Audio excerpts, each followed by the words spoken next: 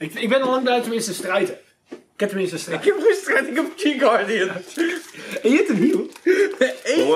Wat boeien strijd als je ze niet afkrijgt? Dave gaat voor de GBO. Hoezo niet afkrijgen?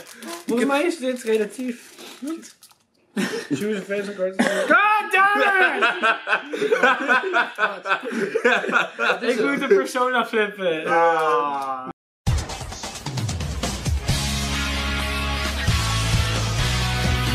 Stand up! Vanguard! Welcome back to another video of the Christmas special on Cardfight.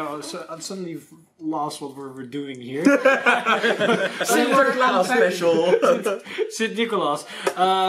So today we're going to open up and talk about and discuss about the champion of the Ace Circuit, and that's, if I'm correct, day 1, 2, 3, 4, 5, 6, 7 math. But it's episode 7. What? But America doesn't have Sinterklaas, they got Winterslaus. What? South Park slash. Oh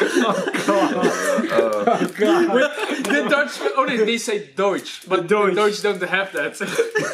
It's Dutch, you idiots. Dutch! So I think for a difference than that Pronk is going to talk about, I think this set is more tailored to Dave, as this is what you were waiting for a long time. No, I wasn't waiting for it. I was just planning to skip it. He was the best. He was, by the way, he was the best dimensional police player I've ever seen. There's like no one that can play 5 matches and not write a single triple R or R and just writes the one grade 3 with no marker. Oh yeah, touché. But I was planning to skip this booster, but then I went to the sneak and I had like 70% of my deck completely done with trading and stuff. So I was like, you know what? I will build Gamblu, and just like in 2-3 days.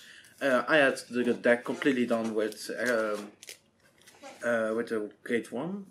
The Romario. The Romario, because that was a pain in the ass. But then I had the deck completely done, and I was like, okay, sure. But Gamblu was really a lot of fun, because it has a lot of diversity. What you can do, what you want to do, and when you want to mill. And yeah, I had like, this is one of the best boosters from the tree that has come out. For me, at least. Yeah, I can understand it, because the extra booster set that we did yesterday, it's tailored to very specific people, as seen as that Megacon, Tachikaze and Spike Brothers aren't really that widely used. They're not really hyped and loved clans as they are. And Dimension Police, Aquaforce and Grand Blue are a lot more, or at least I get the feeling that the supporters for those clans are a lot more vocal on communities than they are for the other clans. And the decks are a bit more. Yeah, they're a bit more likable. Aquaforce always has a soft spot in Europe for some reason. Because they're Marines. And everybody likes undead stuff. Actually. I think so. Quiet. But this also brought something else to the light. That Brave Dave is a terrible Protect player. As you probably have seen in the battles where he was playing Grand Blue, it's like he always forgetting that Buskirk is going to get the power if you call something to the field. Yeah, and the critical. No, the critical. You did the critical, but you forgot the power. In the regional, you forgot that he gets a crit. No, I did tell him beforehand. And you also forget a lot of the times that you have what's it called, the blue blood, that he also gets 4k power when the other one's in the drop zone. You forget it a lot. But that's not the only thing. When you borrowed my Oracle Think Tank, that's where it went completely wrong. For everybody that knows Oracle Think Tank, I mean, you guys also know it. We've seen the videos. You Oracle Think Tank, you check top deck, you see a trigger, you're happy. You see the heal trigger, you have 1 damage. Your opponent has 0. No, you have 2 damage. Your opponent has also 2 damage. You're happy. I let the heal trigger on top. I'm gonna heal. I'm smart. Unless you're that guy. He placed it. No. It was even worse. Worse? He put the heal trigger on top. He attacked first with the rear guard and attack his Vanguard. Opponent says no guard. Opponent saying 3 damage. He attacks second with the Vanguard. He's like, heal! Oh, you idiot! It doesn't go off. Yeah. Best play ever. Next level plays right there.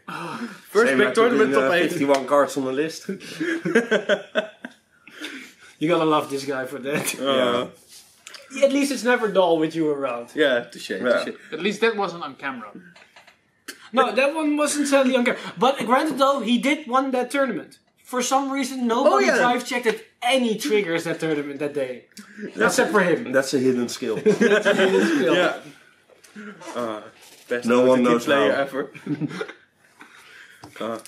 But Aquaforce was really your thing. You were really hyped for Aquaforce. Well, that was because Aquaforce is it was the clan that I started playing with, and of course, for obvious reasons that I need to play the deck is that their starter is called Eric. So I'm basically forced to play the clan by that regard. It's called, and also Aquaforce is a very fun deck to just play with, just putting out a lot of pressure, just go nuts and attack for a lot of time. The only problem is that during the G era, I didn't like Tevis. Tevis didn't cut it out. I've enjoyed playing it in the beginning, but the problem I always have with Aquaforces is that your winning image is always the same, and it hardly changes. It's like if someone fields nukes you. You have 0 cards on hand, you cannot get back in the game. You need the rear guards, you need the stuff. And you always relied on the same thing, like a tile assault with the crit, a tile assault with a crit, or a reset with a crit, and going nuts with that. Yeah, it's so hard to meet those conditions, and so punishing if you don't reach it.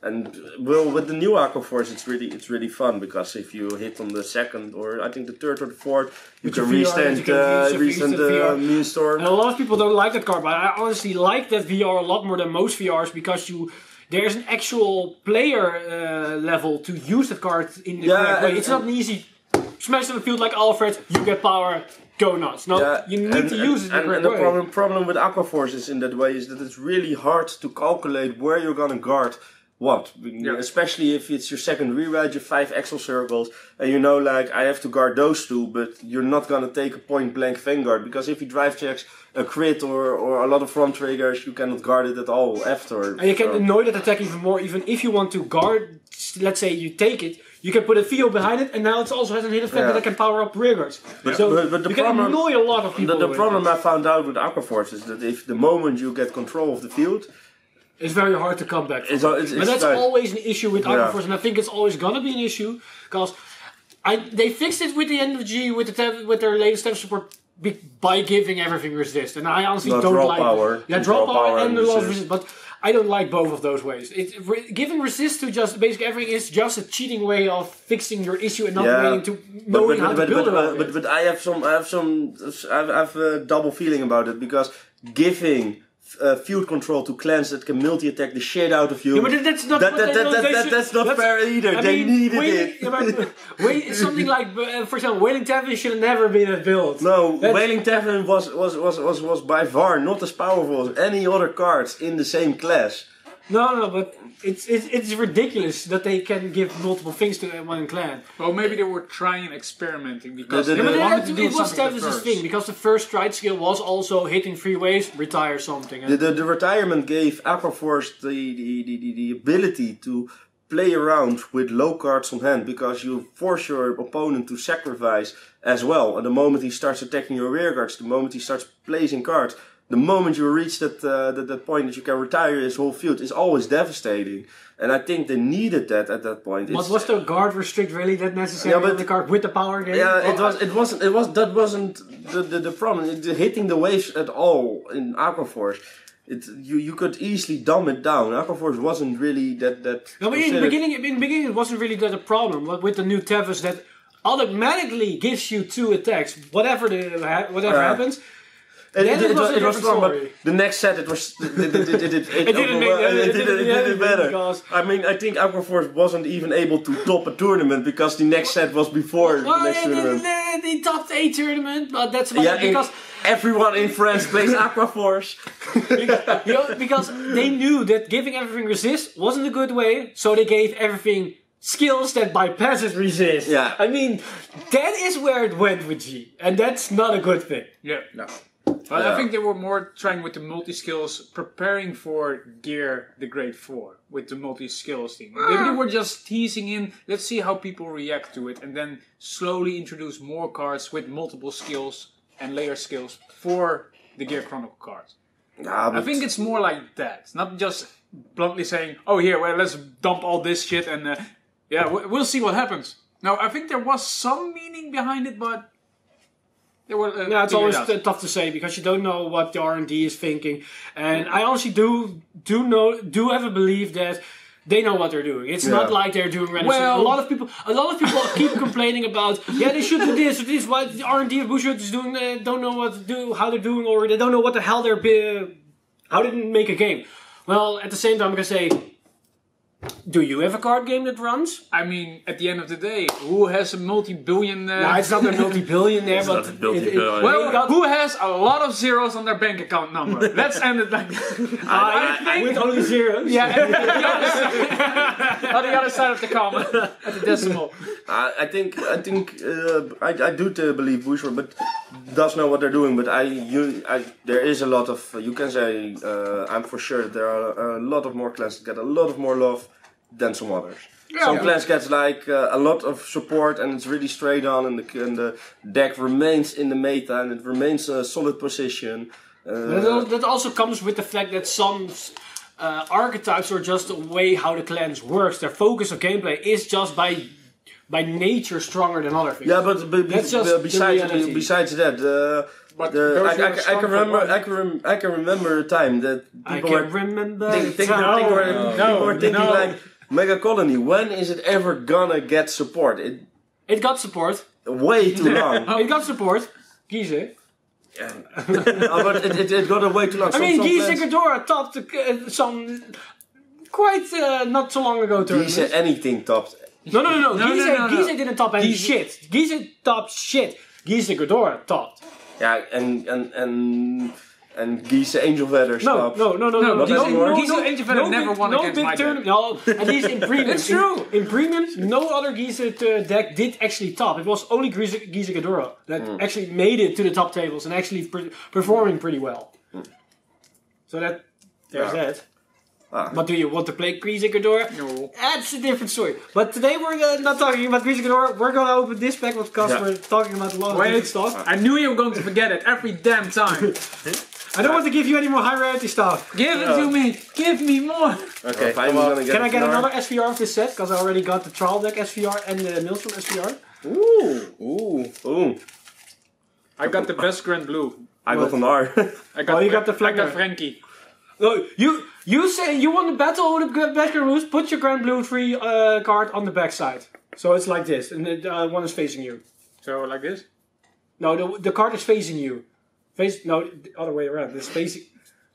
Like that is mirrored on the other side. That's the card. I'm looking at the card right now, the image. The card image. Like this. Put it like yours. Like so. No, how is it so hard to set? Both sides have an image. They're like this. You mean like this? Yeah. Alright, and I show it to the camera. The Great Free. Oh, Great Free? Yeah, that's not your Grand Blue card. Turn it. That's your Grand Blue card. God damn it, seriously. How? Who do you think has the better card? I believe mine is better. Mine? What did you do? What did you prove? I got the Skull Dragon. It's not a dragon, it's a fiend. It's the Skull Dragon. It's not a dragon. How can you mistake that for a dragon? It says dragon in the name. Because somebody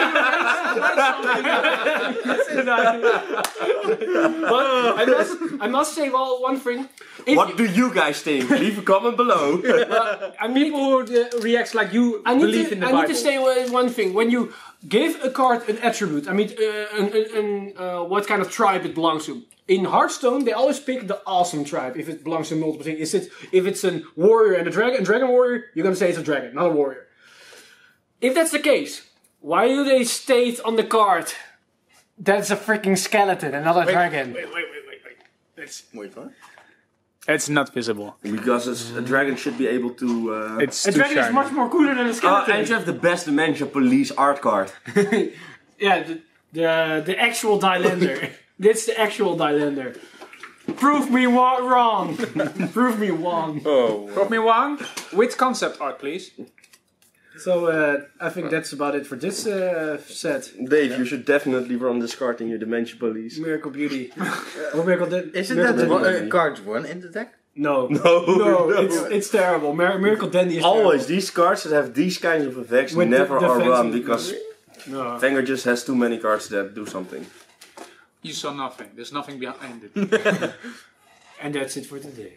See you guys tomorrow when we're trying to get a numbered Phantom Blaster Dragon. My favorite!